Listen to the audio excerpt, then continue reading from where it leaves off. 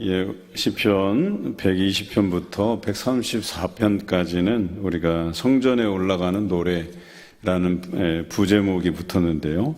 우리는 이것을 순례시라고 한다고 묵상했습니다. 이제 135편부터 150편까지는 그 앞전 시편들이 성전에 올라가는 노래잖아요. 그럼 우리가 성전에 올라가서 무엇을 할 것인가에 대한 시편들이에요. 그러니까 120편부터 134편까지는 성전에 올라가는 노래, 그리고 135편부터는 성전에 올라가서 하나님께 찬양하는 시편, 그래서 할렐루야 시편이라고 합니다. 여기서 찬양한다라는 개념은 노래한다, 그 이상의 뜻을 가지고 있어요. 그래서 하나님 앞에 예배한다, 이런 뜻이죠. 오늘 본문의 1절도 마찬가지로 할렐루야 여호와의 이름을 찬송하라, 여호와의 종들아 찬송하라, 이렇게 시작하고 있어요. 그리고 우리 여러분들이 기억하고 있는 150편도 그 시작이 할렐루야로 시작하고 모든 악기를 통해서 하나님을 찬송하라, 이렇게 기록되어 있죠. 그래서 이 성경이라는 것이 참 묘한 게, 이 시편을 편집하는 사람이 다 생각을 하고 편집을 한 거예요. 그냥 아무거나 막 묶어놓은 것이 아니라. 그래서 120편부터 134편까지는 성전에 올라가는 시편, 순례시로 였고, 그리고 거기 올라가서 우리가 무엇을 노래할 것인가, 찬양할 것인가, 예배할 것인가에 대한 이야기들을 135편부터 150편까지 하고 있다라고 하는 것이죠. 하나님을 찬양하라, 예배하라는 것입니다. 그리고 예배의 행위는 하나님을 하나님 되게 하는 행위라고 할 수 있어요. 우리가 하나님 앞에 예배를 건성건성 드리면 우리가 하나님을 하나님 되게 하지 못하고 오히려 하나님을 비하하는 것이 될 수 있겠다 하는 생각을 해봐요. 우리의 창조의 목적은 하나님께 영광을 올려드리는 자로서의 본분을 행하게 하시기 위함이에요. 하나님께 예배 드리려고, 하나님께 찬양 올리려고. 그런데 그러지 못하고 오히려 예배에 건성건성하고 예배에 대한 정성 준비도 안 돼 있고, 그리고 또 이런 것들로는 하나님께 영광을 드리기보다는 오히려 하나님의 존재에 대해서 두려움이 없는 거예요. 그냥 여러분 같으면 대통령 앞에 설 때 그런 자세로 오시겠어요? 하나님 앞에 예배 드리러 갈 때는 그냥 대충 슬리퍼 이렇게 질질 끌고 다니면서 트레이닝복 입고 그냥 대충 하나님 앞에 나오는데, 대통령 앞에 간다 그러면 아마 새 옷 쫙 빼입고 오실 것 같아요. 집에서 아무리 골라 입어도 좋은 옷이 없으니까 이왕 이번에 대통령 보러 가는데 새 양복이나 하나 마련해서 가볼까? 너무나도 이상한 것 아니겠어요? 여러분들 가정에 여러 가지 애경사들이 있을 거 아니에요? 그래서 결혼식을 한다 하면 친척들을 만나러 가야 되니까 막 쫙 빼입고 가잖아요. 막 곱디 고운 한복 입고 가고. 그러면서 하나님 앞에 나오는데 대충 그냥 추레하게 그냥 나와갖고 하나님 앞에 예배 드린다고 하면 과연 그것이 하나님을 하나님 되게 하는 예배인가라고 하는 거죠. 그래서 하나님 앞에 정성 들여서 준비된 마음으로 나와야 된다는 거예요. 휴대폰도 울리지 않게. 제가 예배 전에 휴대폰을 자꾸 확인하는 이유가 진동 모드로 해놓게 하기 위해서. 저도 참 부끄러운 고백을 하나 하자면, 전에 있던 교회에서 설교를 열심히 하고 있는데 휴대폰이 울리는 거예요. 그래갖고 여기서 도대체 내가 설교하고 있는데 누가 그 휴대폰을 끄지도 않고, 알고 보니까 제 주머니에서 소리가 나는 거예요. 얼마나 민망하든지 부끄럽고 민망하고, 그때 그 실수하고 나서부터는 계속 해서 진동을 해놨는데 또 꺼내서 또 보고 또 꺼내서 또 보고, 초조한 거예요. 그게 한번 실수를 해놓으니까 내가 이거 설교자로서 참 못할 자세구나. 그래서 병적으로 그래요. 병적으로. 죄송하지만 여러분들이 가끔 저를 바라볼 때 우리 목사님 뭐 이렇게 휴대폰을 들여보나. 두 가지 이유, 하나는 뭐 예배 준비가 안 돼서 목사님한테, 우리 부목사님한테 뭐 이거 준비하세요. 이거 뭐 조명이 안 켜져 있어요. 뭐 이런 지시하는 거 하나. 또 하나는 진동으로 돼 있는지 확인하는 거예요. 왜 그래요? 우리가 예배 드리기 위해서는 하나님 앞에 제대로 된 준비가 돼 있는가. 그리고 그 예배의 행위가 하나님을 하나님 되게 만드는 그런 예배라고 하는 것이죠. 오늘 시인은 우리가 성전에 올라와서 하나님께 드릴 것이 있다면 찬양하는 행위, 예배하는 행위라고 고백해내고 있습니다. 오늘 시편을 보면 4절까지는 하나님을 찬양할 이유에 대해서 설명하고 있어요. 우리가 하나님께 예배드리는 이유가 뭐냐? 우리가 하나님께 찬양할 이유가 뭐냐? 3절에 이렇게 표현되어 있어요. 여호와는 선하시기 때문에. 오늘 설교의 제목이기도 한데 이 하나님이 선하시다 하는 이 표현에는 굉장히 많은 뜻이 담겨져 있어요. 그건 조금 이따 나누기로 하고요. 하나님을 찬양할 이유가 여호와는 선하시기 때문에, 그리고 그의 이름이 아름답기 때문에 찬양하라라고 고백하고 있습니다. 여러분, 하나님의 이름이 아름답다는 표현이 무슨 뜻인가요? 하나님께서 행하신 일들을 통해서 정말 하나님은 찬양받으시기에 합당한 분이구나, 이렇게 생각될 때가 있어요. 우리 삶에는 하나님의 섭리가 아닌 것이 없는데, 그런데 우리가 당연하다고 누리는 것들에 대해서는 마치 이것은 하나님이 뭐 개입해 주시지 않아도 내가 그냥 나의 노력으로 얻어진 결과라고 생각하기 쉬운데 그렇지 않다는 거예요. 우리가 숨 쉬는 것부터 시작해서 우리의 삶의 일거수일투족 하나님께서 인도하시지 않으면 살 수 없는 존재라고 하는 거예요. 그래서 날마다 하나님의 이름이 아름다운 이유는 그분이 나의 삶에 동행해 주시고 여러 가지 것들로 하나님의 살아계심을 보여주시고 나타내 보이시기 때문에 그의 이름이 찬양받으시기에 합당하다, 아름답다, 이렇게 고백하는 것 아니겠습니까? 오늘 예배드리러 오시기 전에도 오늘을 살아가면서 여러분 삶에서 그것들이 경험되어 지셨을 거라고 믿어요. 하나님이 함께해 주셨구나. 그 순간순간을 우리가 하나님의 이름이 아름답다 고백할 만한 이유가 된다는 것이죠. 자, 4절에는 어떻게 나와 있습니까? 하나님의 특별한 소유로 삼으셨기 때문에 찬양하라 그랬어요. 여기서 특별한 소유가 영어로 해석하니까 우리를 보물 같은 존재로 여기셨다, 이런 뜻이에요. 여러분, 가정에서 내가 존중받는다 이런 느낌 받으시잖아요. 그런데 뭐 그 정도의 수준이 아니에요. 정말 우리 하나님께서는 여러분을 보물과 같은 존재로 여기신다라고 하는 거예요. 다른 사람은 여러분을 어떻게 생각할지 몰라요. 뭐 여러분들이 얕잡아 볼 수도 있고 정말 별 볼 일 없는 존재로 여러분을 취급할 수도 있어요. 그런데 우리 하나님은 여러분을 특별한 소유로 삼으셨다는 거예요. 보물 같은 존재로 삼으셨다. 그렇기 때문에 우리가 그런 하나님의 손길에 찬양할 이유가 있다, 이렇게 설명하고 있어요. 제가 어느 기사를 읽고 감동이 된 적이 있어요. 어느 이제 노인이, 이제 여성인데 뭐 90세 전후하는 노인인데 비행기를 탔는데 아주 이게 복장이 허름한 거예요. 그래서 비행기를 처음 타보는 분인데 이렇게 저렇게 정말 공항을 들어가는 데부터 덜덜 떨기 시작해서 티켓 그거 이렇게 얻는 것부터 또 탑승구는 어디며 한번쯤은 비행기 놓칠 뻔하고, 그래도 중간중간 친절한 사람들을 통해서 비행기를 탔는데 거기에 있는 이제 안내하시는 분들이 그 복장이 허름한데 티켓을 딱 보는 순간 깜짝 놀라는 거예요. 비즈니스석이니까. 뭐 저렇게 허름한 사람이 비즈니스석을. 그래서 비즈니스석으로 이제 안내하는데, 물론 이제 거기에 우여곡절이 있어요.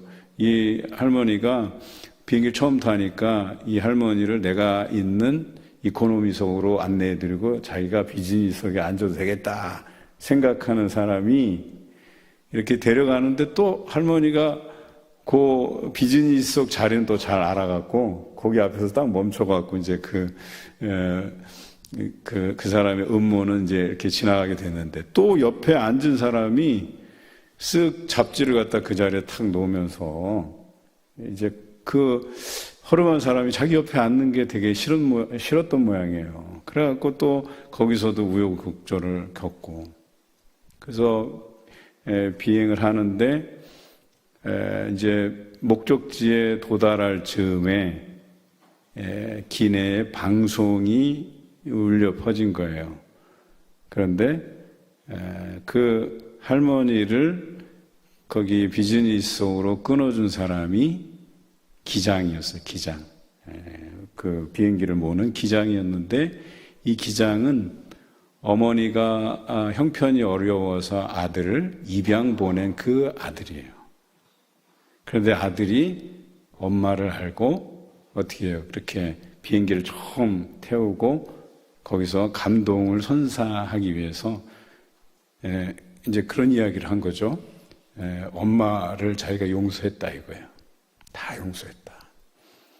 그리고 아들이 이렇게 훌륭하게 커서 어머니를 이제 비행기에 태워서 이 비행기는 종착점을 향해 가지만 이제 어머니와 저의 인생은 시작입니다. 뭐 이런 식의 멘트를 한 거예요. 여러분, 어찌 보면 그 사람을 많은 사람들이 허름하게 봤을 수는 있지만 단 한 사람, 그 기장은 가장 이 땅에서 소중한 자기 어머니로 이렇게 여겼던 것 아니겠습니까?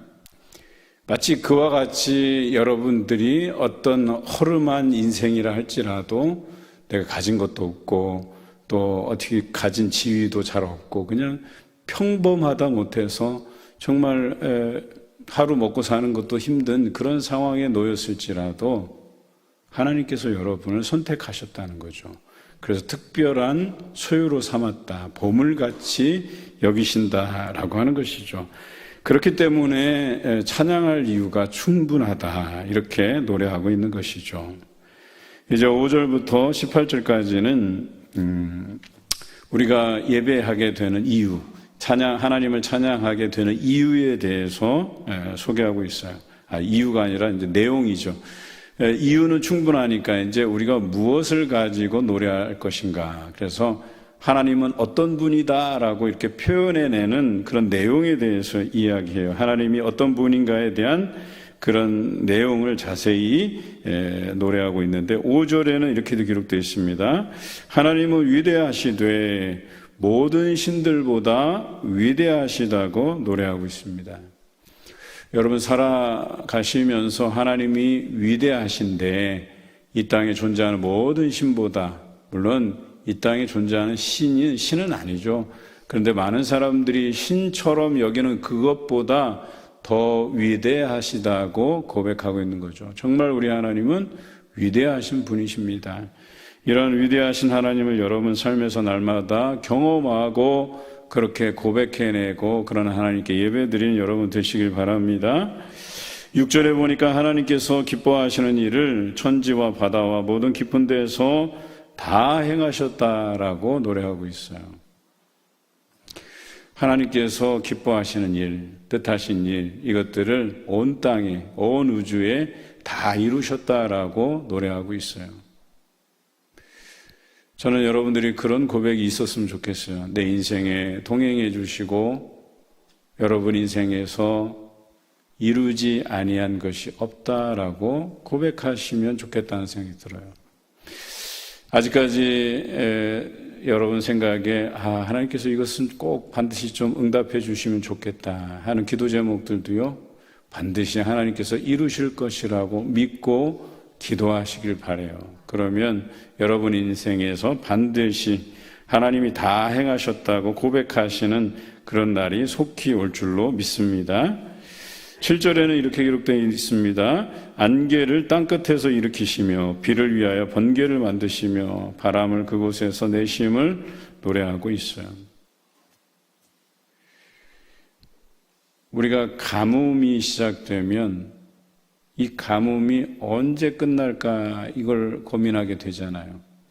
그런데 그런 인생 안에서 믿음 있는 자들은 이 가뭄이 왔을 때 비준비하시는 하나님을 바라봐야 된다는 거죠. 고난이 올 때는 어때요? 이 고난을 통해서 우리를 순금 같게 나오게 하시려는 하나님의 계획을 바라봐야 된다는 거죠. 그런데 그날을 그 현상에 집중하다 보면 불평이 나오게 돼 있어요. 여러분, 무더운 여름을 잘 보내는 방법은 시원한 가을을 생각하는 거예요. 그래서 그런 원리와도 같다는 거예요. 추운 겨울을 잘 보내려면 따뜻한 봄을 상상하면서 보내는 거예요. 마찬가지로 우리가 고난이 왔을 때 하나님께서 이 고난을 통해서 내게 주실 놀라운 그 섭리, 은혜 이런 것들을 생각하고 하루하루를 살다 보면 지나가게 되고 내 믿음이 단단해지는 것들을 느끼게 되는 것이죠. 저도 살아가면서 왜 위기가 없겠어요? 왜 답답함이 없겠어요? 그런데 전 자신 있게 여러분들께 표현할 수 있어요. 그런 어려움 속에서도 주님을 바라보는 거예요, 그냥. 그래서 하루하루가 즐겁고 평안하고 또 성도들과 대화하면서 그렇게 지낼 수 있는 것 아니겠어요? 마찬가지로 여러분들도 어려움이 찾아왔을 때, 울적할 때 주님을 바라보시면 돼요. 뭘 걱정하세요? 오늘 비를 위하여 번개를 만드시는, 바람을 곳간에 내시는, 또 안개를 땅끝에서 일으키시는 그런 하나님의 섭리를 믿으시고 또 그런 하나님을 신뢰할 때 여러분의 인생도 해뜰 날이 올 줄로 믿습니다. 8절과 9절에 보니까 출애굽 역사에서 애굽의 모든 사람과 짐승에 처음 난 것을 치심으로 애굽의 바로와 신하들에게 하나님의 징조를 보이심을 노래하고 있다. 이렇게 되어 있어요. 대단히 그들의 이스라엘의 역사에서는 빼놓을 수 없는 레퍼토리예요. 그러니까 그들 역사 안에서 이거는 대단히 중요한 거고 잊어서도 안 되는 역사예요. 우리도 비슷한 역사가 있잖아요. 6.25 전쟁 당시에 부산으로 몰렸을 때 그 부산에서 어떻게 했어요? 기독교인들이 모여서 기도하기 시작했잖아요. 그리고 그 상황이 역전되고 지금의 우리나라가 이루어진 것 아니겠어요? 근데 이스라엘 역사에서도 그 애굽 땅에서 종살이 하던 그 400년의 시간, 자그마치 400년이에요, 400년. 그런데 그 400년의 노예 생활을 끝내고 그 출애굽 하던 당시 마지막 재앙이 바로 장자, 그리고 모든 짐승들의 첫 새끼를 하나님께서 거두어 가시잖아요. 그런데 그 양의 피를 바른 그 집들은 죽음의 사자가 넘어가 버렸잖아요. 그게 다 이스라엘 집안들이었었어요. 그것으로 인해서 그들이 출애굽할 수 있었죠. 그냥 출애굽한 것에 의미가 있는 것이 아니라 바로와 그 신하들에게 하나님의 살아계심을 보여주신 사건이에요. 징조예요, 그게. 저는 여러분들이 그런 삶을 사셨으면 좋겠어요. 정말 하나님은 여러분과 함께 동행하고 있다. 나와 동행하고 계시다라고 하는 것이 사람들에게 드러나기를 바라요. 여러분, 그러면 여러분들 함부로 할 수 없어요. 사람들이 무시할 수 없어요. 왜? 저 사람 인생은 하나님이 늘 동행해 주시고 함께 해 주시는 인생이기 때문에 누가 함부로 평가할 수 없어요. 함부로 대할 수가 없어요. 무게감이라는 게 생겨나는 거예요. 돈이 없다고, 지위가 없다고 우리는 깔볼 수 있지만 하나님이 옆에 계시면 누구도 함부로 할 수 없는 존재라는 걸 여러분들 기억하시기 바랍니다. 그런 사람들이 바로 세상이 감당하지 못하는 사람들이에요. 그래서 어디 가서도 여러분 주눅들 필요가 없어요. 돈 없다고 주눅들 필요 없고 내가 어떤 지위를 가지고 있지 않다고 해서 주눅들 필요가 없어요. 담대하게 하나님이 동행해 주심을 믿고 살아가고 그렇게 자신 있게 용기 있게 살아가시면 되겠다 하는 생각을 합니다. 그러한 여러분들의 믿음 가지시길 주님의 이름으로 기원합니다. 10절에서 12절까지 어떤 내용이냐면 하나님께서 많은 나라들을 치셨다라고 되어 있어요. 그래서 제법 강한 왕들을 죽이셨다라고 되어 있어요. 보니까 아모리인의 왕 시혼, 바산 왕 옥. 그러니까 이것은 그들이 가나안으로 들어가기 전에 요단 동편에서 무찌른 왕이에요. 두 왕, 대표적인 왕. 그리고 뿐만 아니라 여호수아와 함께 이제 가나안 땅으로 들어가서 가나안의 여러 민족들, 7개의 족속들을 그 땅에서 쫓아내게 되죠. 여러분, 이들이 어떤 사람이었냐면 그들이 가데스 바네아라는 곳에서 이스라엘 그 가나안 땅을 정탐했을 때 12정탐꾼이 가서 뭐라 그랬어요? 저들 앞에서 우리는 메뚜기 같은 존재다, 이렇게 고백했어요.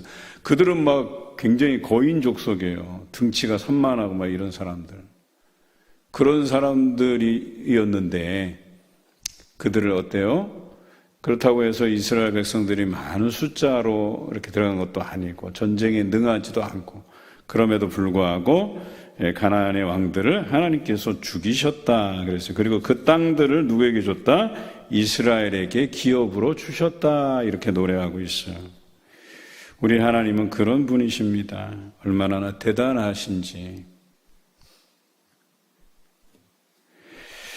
13절과 14절은 이렇게 기록되어 있습니다. 백성들을 판단하시며 하나님의 종들을 통해서 위로받으시며 주의 이름을 영원히 기념하게 할 것을 노래하고 있다. 저는 오늘 이 말씀을 좀 묵상하면서 마음에 울컥함이 있었어요. 백성들을 판단하신다 그랬어요. 하나님께서 백성들을 판단하시는 건 두 가지예요. 하나는 의롭고 선한 백성을 구분하시는 것과 또 하나는 악한 이들을 공평하게 판단하신다라는 의미예요. 그러니까 이것은 우리가 때로는 감사함으로 받을 수도 있고, 내 상태가 여전히 죄 가운데 있으면 굉장히 경고의 의미로 이것을 받을 수가 있다는 거예요. 하나님이 선하시다는 표현은 공평하시다는 의미예요.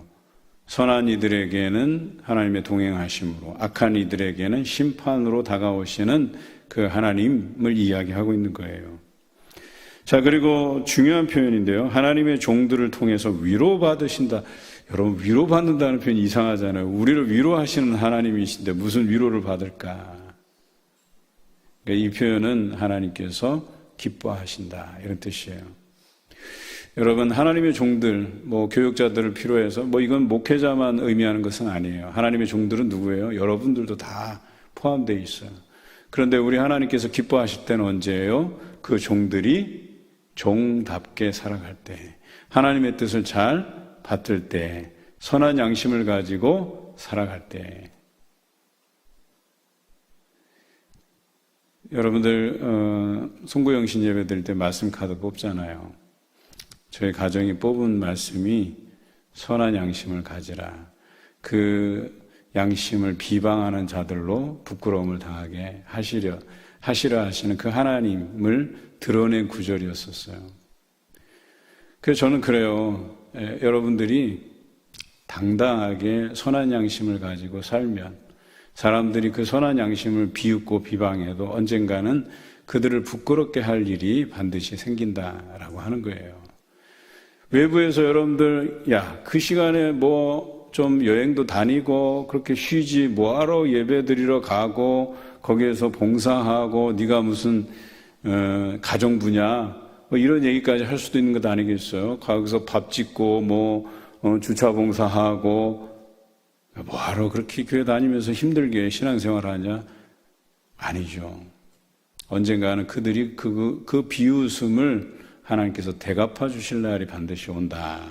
그것을 비방하는 자들로 부끄럽게 할 일이 반드시 생긴다라고 하는 거예요. 그래서 하나님은 그 종들을 통해서 위로받으시는 거예요. 기뻐하신다는 거예요.